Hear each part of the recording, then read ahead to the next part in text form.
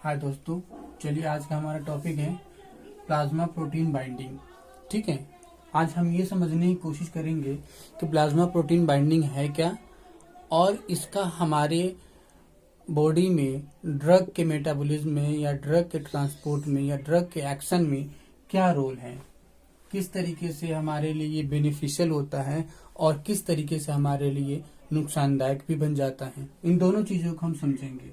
पहले हम ये समझते हैं कि प्लाज्मा प्रोटीन बाइंडिंग है क्या।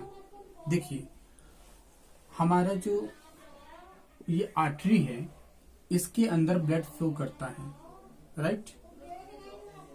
ये सेल्स है, ब्लड के सेल्स हैं।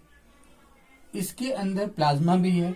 इस प्लाज्मा के अंदर प्रोटीन भी पाए जाते हैं जिसको हम बोलते हैं प्लाज्मा प्रोटीन। ठीक है, इसको क्या बोलते हैं? प्लाज्मा प्रोटीन बोलते हैं। जो प्लाज्मा के अंदर पाया जाता है उसको हम बोलते हैं प्लाज्मा प्रोटीन। ये प्लाज्मा प्रोटीन ऐसे तो कई तरह के होते हैं, लेकिन मेनली दो तरह के हैं। जैसे कि कई एल्बुमिन है, एल्बुमिन, ग्लोबुलिन,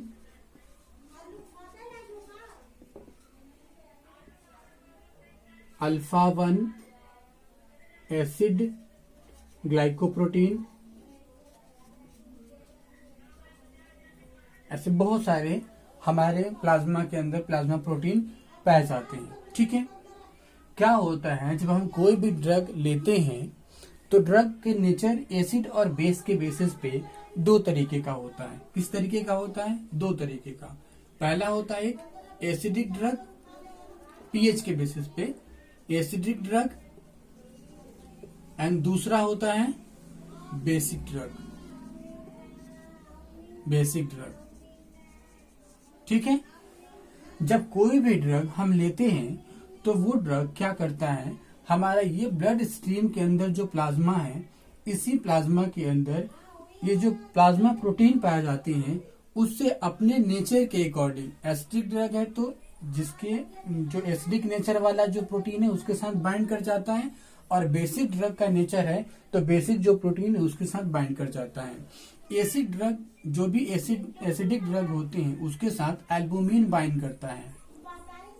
ठीक है, या हम यूं कह सकते हैं कि एल्बुमिन के साथ एसिडिक ड्रग बाइंड करता है और बेसिक ड्रग के साथ आपका ये जो अल्फा 1 एसिड ग्लाइकोप्रोटीन ये बाइंड करता है।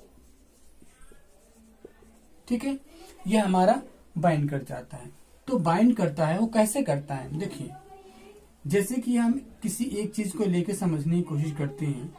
मान लेते हैं यहाँ पे ये हमारा ये प्लाज्मा प्रोटीन है और उसके ये रिसेप्टर है। ठीक, तो यहाँ पे आपने ड्रग लिया, ये ड्रग लिया, तो ये ड्रग इसका रिसेप्टर के साथ ऐसे बाइंड कर गया। ये 2-3 तरीके से बाइंड करता है। हर एक प्रोटीन का कई सारे बाइंडिंग साइट होते हैं, तो कई दफा एक ही ड्रग पे जैसे ये ड्रग है तो इस साइट पे बाइंड कर गया, कई दफा ये दूसरा इधर एक साइट है बाइंड करने का, एक ये साइट है, एक ये साइट है, एक ये साइट है। तो एक ड्रग एक प्रोटीन कई सारे ड्रग को अपने अलग अलग साइटों पे बाइंड कर सकता है। या एक ही ड्रग ये भी होता है कि मान लीजिए ये ड्रग था तो ये ड्रग इस प्रोटीन के इस साइट पर भी बाइंड कर सकता है और इस पर भी बाइंड कर सकता है। यानी एक ड्रग कई सारे साइट पर भी बाइंड कर सकता है और कई सारे साइट एक साइट कई सारे ड्रग पर भी बाइंड कर सकता है। दोनों तरीके से होता है। ठीक है, तो जो प्लाज्मा प्रोटीन के साथ जो भी ड्रग बाइंड करता है उसी को हम बोलते हैं प्लाज्मा प्रोटीन बाइंडिंग। ठीक, अब हम देखते हैं इसका हमारे लिए इम्पोर्टेंस क्या है, क्या मतलब इम्पोर्टेंट रोल प्ले करता है, हमारे लिए क्या बेनिफिशियल है। बेनिफिशियल इसलिए होता है जैसे हम कोई भी ड्रग देते हैं तो सारा के सारा ड्रग, पहली बात ये ध्यान में रखने वाली बात है कि जितना भी ड्रग देते हैं सारे के सारे ड्रग ये हमारे प्लाज्मा प्रोटीन के साथ बाइंड नहीं करते। कुछ ड्रग फ्री फॉर्म में भी होते हैं और कुछ ड्रग बाइंडिंग स्टेट में भी होते हैं। यानी हमारे ड्रग के जो स्टेट होती है दो तरह की होती है प्लाज्मा के अंदर, यानी ब्लड स्ट्रीम के अंदर ड्रग की दो तरह की स्टेज होती है। पहला होती है बाइंडिंग स्टेज और दूसरा होता है फ्री स्टेज। ठीक है, फ्री स्टेज और बाइंडिंग स्टेज। फ्री स्टेज को हम बोलते हैं फ्री फॉर्म स्टेज और इसको बाइंडिंग फॉर्म स्टेज। ठीक, तो जो फ्री वाला जो ड्रग होता है वो किसी भी प्लाज्मा प्रोटीन के साथ बाइंड नहीं होता है। अगर हमें इस ड्रग को मान लीजिए इधर फ्लो करना है और फ्लो करके यहाँ पे इसका बाइंडिंग साइट है, राइट, बाइंडिंग साइट यहाँ पे है, एक्शन साइट यहाँ पे इस ड्रग का, तो ये ड्रग ऐसे फ्लो करके आएगा ऐसे और यहाँ पे अपना एक्शन करेगा, डिस्ट्रीब्यूट होगा, फिर फाइनली अपना एक्शन करेगा। तो जो फ्री वाला है सबसे पहले फ्री वाला ही आपका आएगा यहाँ पे और वो इससे बाइंड करके अपना एक्शन कंप्लीट करेगा।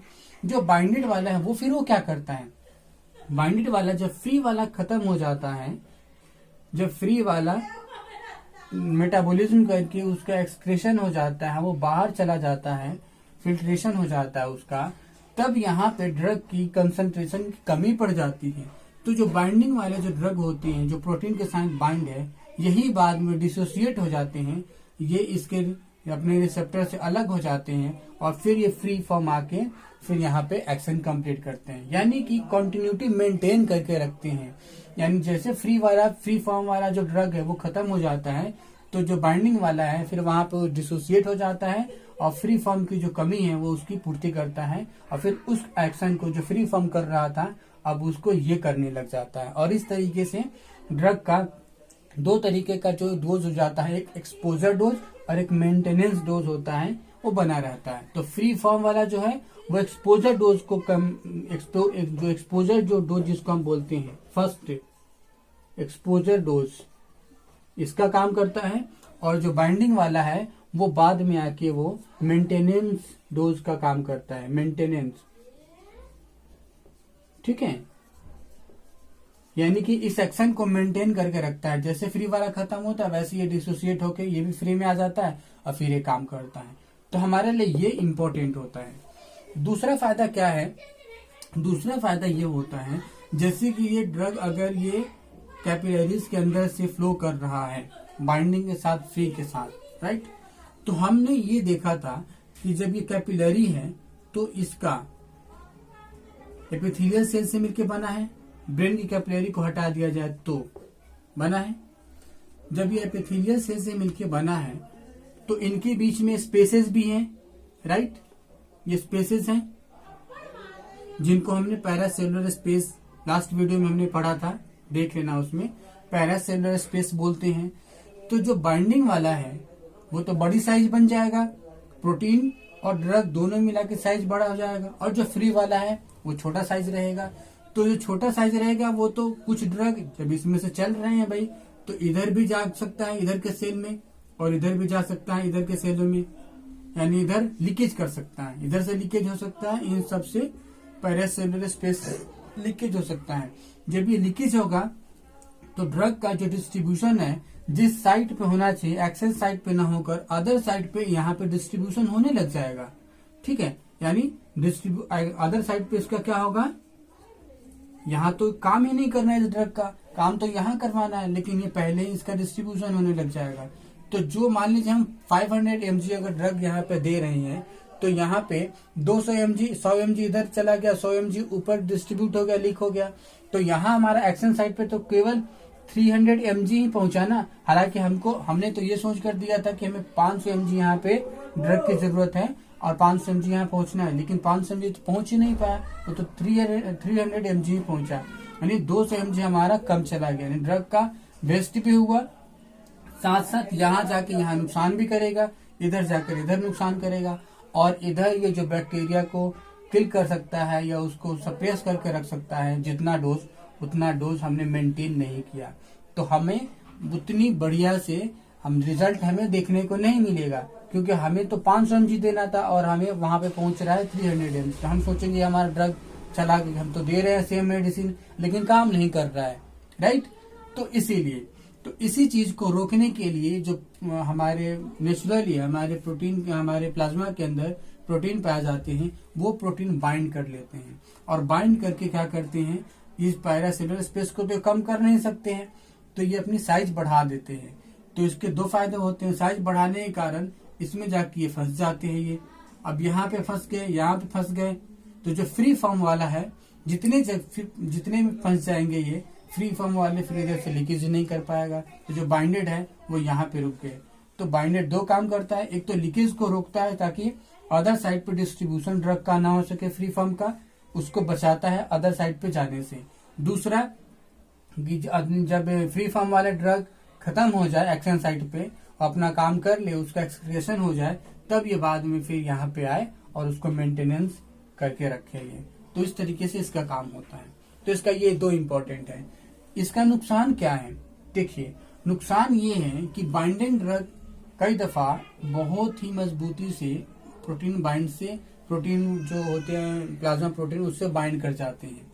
जैसे कि पॉइजनस ड्रग होते हैं, उसकी प्लाज्मा प्रोटीन के साथ बाइंडिंग एफिनिटी बहुत स्ट्रांग होती है। तो जो ड्रग की बाइंडिंग एफिनिटी स्ट्रांग है वो बाद में रिलीज होगा, और जिसकी कम है वो पहले रिलीज आउट हो जाएगा। तो जो पॉइजनस ड्रग है, अगर हम उसको देखते हैं तो पॉइजनस ड्रग की जो बाइंडिंग एफिनिटी है बहुत हाई होने के कारण उसको एलिमिनेट कर पाना हमारे लिए मुश्किल हो जाता है। तो फिर उसके लिए एक अलग मैकेनिज्म यूज किया जाता है ताकि उस पॉइजनस ड्रग को बाहर निकाला जा सकते। यानी पॉइजन के केस में फिर ये वाला हमारे लिए नुकसान कर जाता है, ये वाली मैकेनिज्म।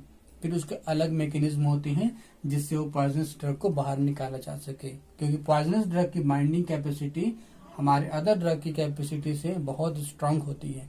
तो ये इसका नुकसान पड़ता है बस। नहीं तो हमारी ये बाइंडिंग जो प्लाज्मा प्रोटीन जो होते हैं उसका बाइंडिंग हमारे लिए इम्पोर्टेंट रोल प्ले करता है दो फैक्टर में। पहला, लीकेज को रोकता है अदर साइड पर डिस्ट्रीब्यूशन होने से, और दूसरा मेंटेनेंस डोज को मेंटेन करके रहता है ताकि फ्री वाला फ्री ड्रग होते हैं जैसे वो खत्म होते हैं उसके जगह पे मेंटेनेंस वाले ड्रग जो बाइंडिंग में होते हैं वो आके उसका काम करते हैं। तो ये हमारा प्लाज्मा प्रोटीन बाइंडिंग था टोटल, और हमने इसको पढ़ा देखा। अगले टॉपिक में कुछ नया चीज देखने को मिलेगा। ठीक है, तो चलते हैं। Thank you.